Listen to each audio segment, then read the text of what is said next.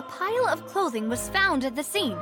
The guards once believed they were used by Jacques as a costume to disguise himself.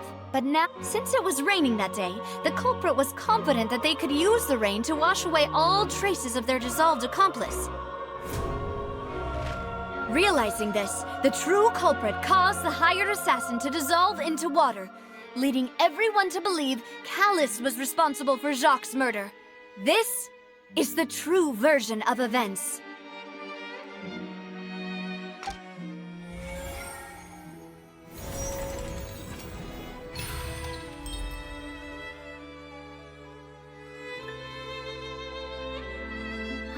So that's what happened. Wait, you're telling me something as dangerous as water from the primordial sea has been used for all these years? What a great theory. It also explains Callus's and Jacques' respective motives. I guess they didn't shoot each other after all. Mr. Marcel, you are the one being charged with the crime. You should provide a rebuttal if you wish to prove your innocence. But I think I agree with everything Navia just said. In fact, there was nothing in her speech that directly implicated me. Then, may I ask some questions? In my opinion, we primarily need to determine two things. One, do you have the evidence to back up your claims? I'm afraid not. At least not at this very moment. Boo! If you don't have any evidence, you should just go home! I may not have the evidence with me, but I know where I could go to collect it. If we look up the deserted clothes against a record of people who went missing around the same time, we should be able to find a match. Considering the serial disappearances case, the guards probably kept careful records of all missing persons from around that time, regardless of age or gender. That makes sense to me. Monsieur Neuvillette, I would consider this to be a reasonable investigative direction. Why do I feel like Farina's acting a little differently today? Maybe she's scared of embarrassing herself again? Alternatively, she's become more diligent after charging an innocent citizen in the last trial. My second question has to do with the ensuing duel. If the truth is indeed as you described, then why didn't Mr. Callus explain himself in court? If he had testified that a person had been dissolved, he could have at least mounted a defense. I've thought about this too, and the answer is actually pretty simple. He felt there were things that were more important to him. The dissolving power of water from the primordial sea is an important secret for the true culprit of the serial disappearances case. My father could have exposed it for all to see, but he chose to take it to the grave. At that time, Spina di Rosula was in dire straits, and his reputation had already been shattered. He had no guarantee that going forward with the truth would allow the culprit to be brought to justice. What was certain, however, was that it would paint a gigantic target on my back. Boss once told me that Demoiselle had already been selected as the next target of the serial disappearances case. What? If the secret had gotten out, the culprit would have fought an all-out war with Espina right there and then. I wouldn't have been the only one in danger. All of us would have stood to lose our lives. Of course, the guards might eventually figure out the truth of the matter and determine that we were in the right. But what good would that do? How can a hollow verdict protect anyone? Had this opera house ever given my father any kind of confidence in its brand of justice, Spina di Rosula would have had no reason to exist. But by staying silent, we retain the ability to deter our opponents and continue the stalemate. I was able to become Spina di Rosula's president, which made me harder to target, as well as giving me more time to grow and learn.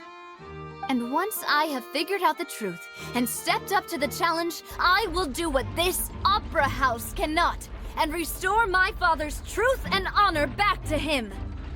So, you mean to say, your father intended to die in the duelist's ring?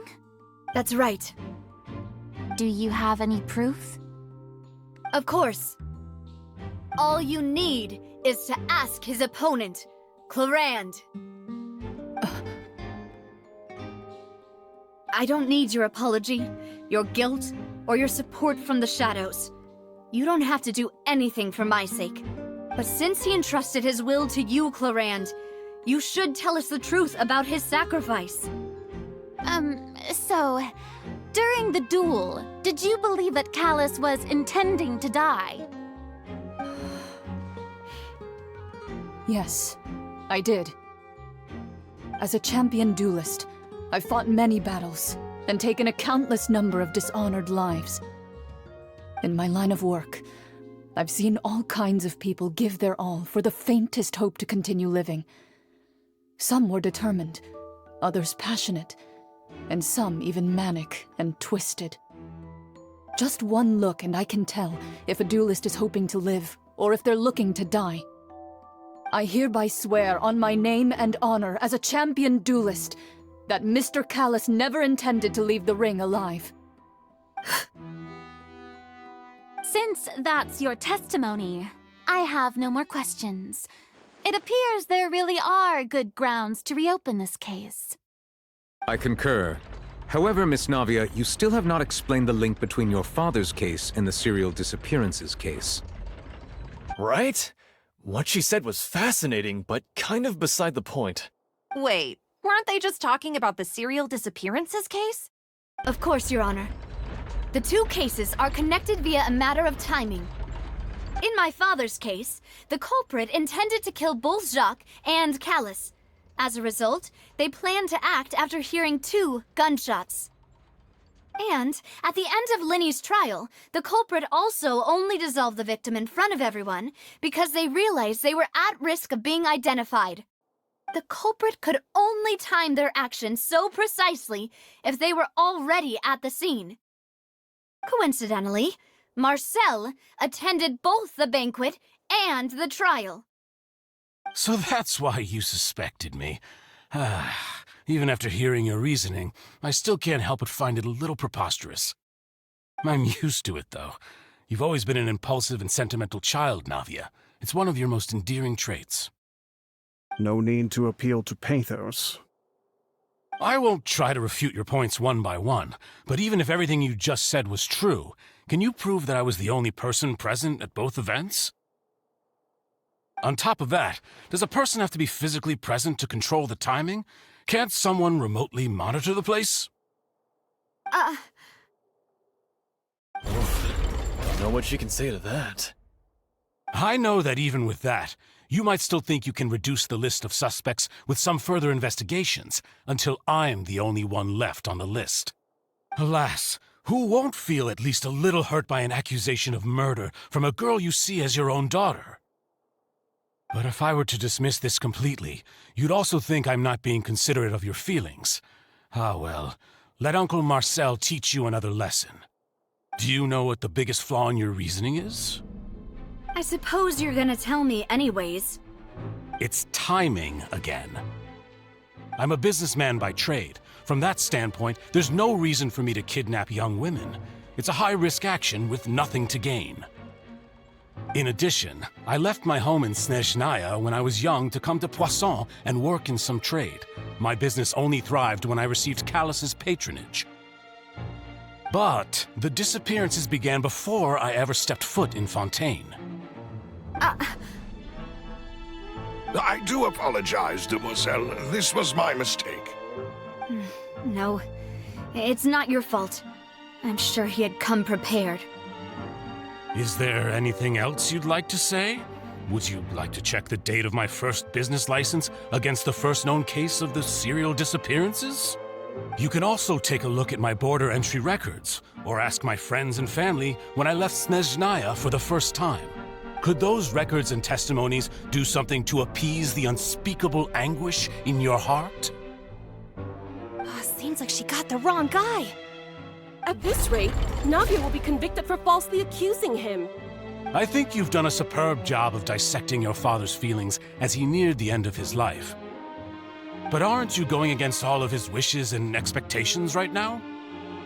He wished for you to become more rational, collected, and conscientious, instead of dwelling only on your own feelings.